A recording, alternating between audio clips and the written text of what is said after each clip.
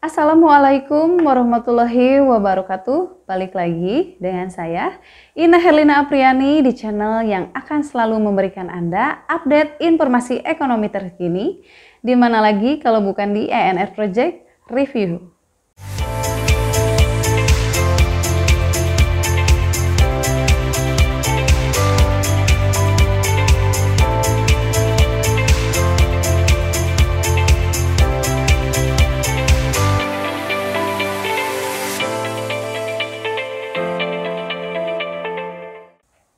Buat Anda yang baru melihat video dari channel ini, untuk tidak lupa menekan tombol subscribe serta tombol loncengnya.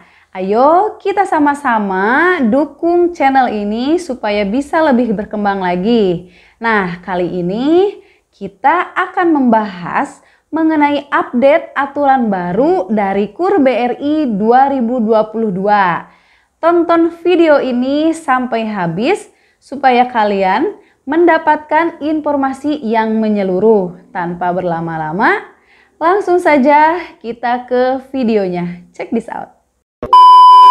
Ada beberapa update peraturan untuk pengajuan KUR di BRI 2022 yang masih banyak dipertanyakan oleh teman-teman di channel ini.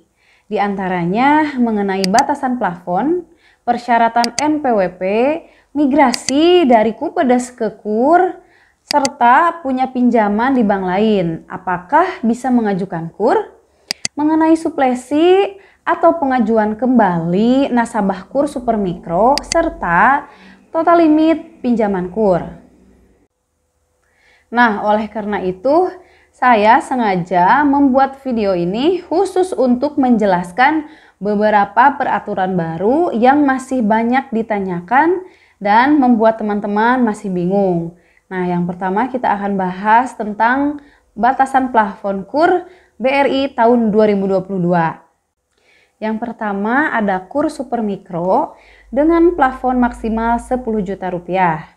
Yang kedua, KUR mikro dengan plafon di atas 10 juta sampai dengan 100 juta. Dan nomor 3 ada namanya KUR kecil dengan plafon KUR di atas 100 juta sampai dengan 500 juta. Dengan demikian, pengajuan KUR mikro di unit kerja bisa sampai dengan 100 juta rupiah. Nah, selanjutnya kita akan bahas mengenai persyaratan tambahan untuk KUR BRI 2022.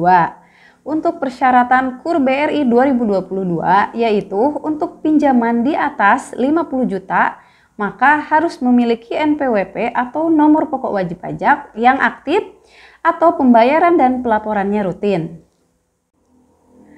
Nah, jika sudah punya NPWP dan tidak aktif, maka harus ke kantor pajak terdekat untuk mengurusi pengaktifannya. Hal ini sifatnya wajib karena pada sistem prakarsa kredit di Mantri, proses tidak akan bisa dilanjutkan jika nomor NPWP tidak sesuai atau NPWP tidak aktif.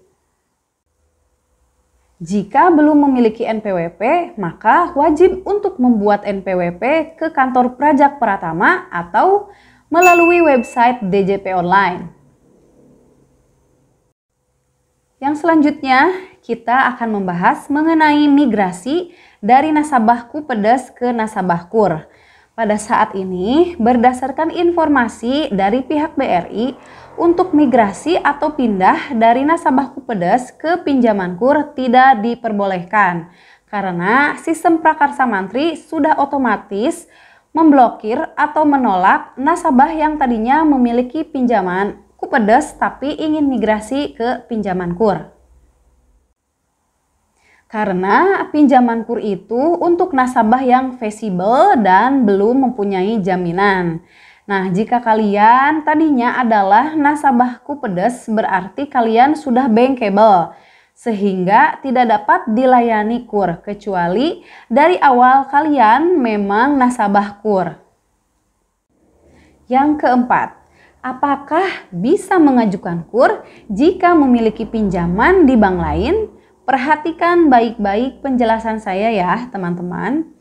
Jadi bisa diberikan KUR jika secara bersama-sama memiliki kredit kepemilikan rumah, kredit kendaraan bermotor atau leasing, kredit dengan jaminan SK pensiun, kartu kredit, resi gudang atau kredit konsumsi untuk keperluan rumah baik dari bank maupun non-bank. Seperti Shopee Pay Later, Aku Laku, atau pinjol. Yang perlu digarisbawahi adalah kolektabilitasnya wajib lancar. Nah, aturan terbaru membolehkan jika mempunyai pinjaman online atau aplikasi belanja online atau fintech dengan syarat wajib lancar dan masih memiliki kemampuan untuk setor ke BRI. Dalam hal ini, meskipun pinjaman ke leasing, KPR, pinjaman SK pensiun, kartu kredit, dan pinjaman teman-teman lancar, akan tetapi jika setelah dipotong angsuran pinjaman tersebut, tidak ada RPC yang tersisa untuk setor ke BRI, maka Mantri berhak menolak pengajuan kita. Yang kelima, pengajuan kembali atau suplesi nasabah KUR Supermikro. Peraturan terbaru dan sistem terbaru menurut petugas BRI mengatakan kalau KUR Supermikro tidak bisa disuplesi karena berbeda skema dengan KUR Mikro. Jadi jika Anda tadinya nasabah Supermikro dan yang limitnya maksimal 10 juta dan ingin mengajukan kembali ke KUR Mikro misalkan sebesar 20 juta atau 50 juta, maka pinjaman Supermikro tersebut harus dilunasi. Kemudian setelah nasabah melunasi KUR Supermikro, selanjutnya menunggu SIKP atau Sistem Informasi Kredit Program update selama 3 hari. Nah, semoga sistem ini bisa diperbaiki sehingga setelah nasabah melunasi, besoknya sudah bisa diproses lagi. Nah, yang keenam, kita akan membahas tentang limit pengajuan pinjaman KUR dan limit akumulasi total pinjaman KUR. Nah, mungkin inilah peraturan baru yang sangat penting untuk diketahui oleh teman-teman semuanya dari pinjaman KUR BRI tahun 2022. So, jadi perhatikan baik-baik. Yang pertama, debitur dapat menerima KUR Mikro sektor produksi paling banyak 100 juta per siklus produksi atau siklus tanam atau siklus ternak. Nah, ini yang dimaksud dengan limit pengajuan KUR. Nah, untuk poin A, debitur pertama akad KUR tahun 2020. Yang nomor 1, untuk sektor non-produksi maksimal akumulasi plafonnya adalah 200 juta. Ini yang dimaksud dengan limit akumulasi plafon pinjaman KUR. Nah, nomor 2, untuk sektor produksi tidak dibatasi dengan total akumulasi plafon KUR tersebut. Nah, kemudian poin B, debitur pertama akad KUR sebelum tahun 2020 atau 2019, 2018, 2017, dan seterusnya. 1. Untuk sektor non-produksi, maksimal akumulasi plafonnya adalah 100 juta. Dan nomor 2, untuk sektor produksi, tidak dibatasi dengan total akumulasi plafon KUR Mikro tersebut. Selanjutnya, suplesi kredit dapat dilakukan pada debitur existing yang telah mengangsur minimal 6 bulan lancar.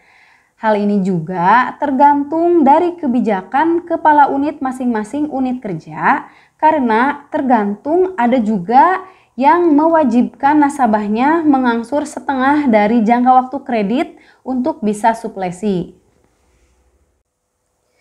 Jika kita ingin mengajukan kembali kredit dengan plafon maksimal 100 juta, maka sisa pinjaman sebelumnya harus dilunasi terlebih dahulu dengan SLA atau Service Level Agreement maksimal 3 hari.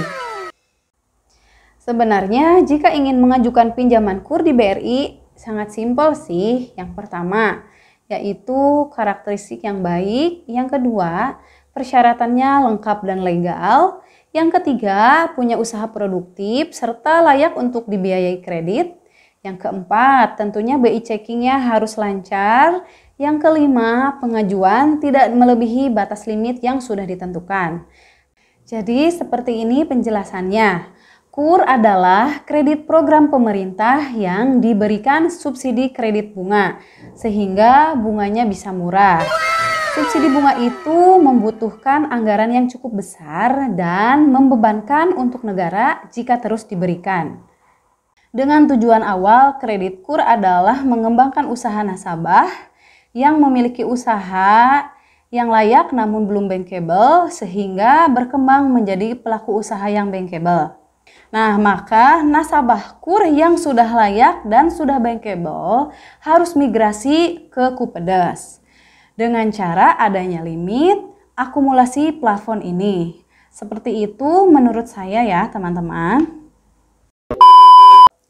Mungkin itu saja video kita kali ini, semoga bermanfaat dan jika kalian sudah menonton video ini sampai habis, jika masih ada yang mau ditanyakan silahkan tulis di kolom komentar. Jangan lupa like video ini dan share ke teman-teman Anda.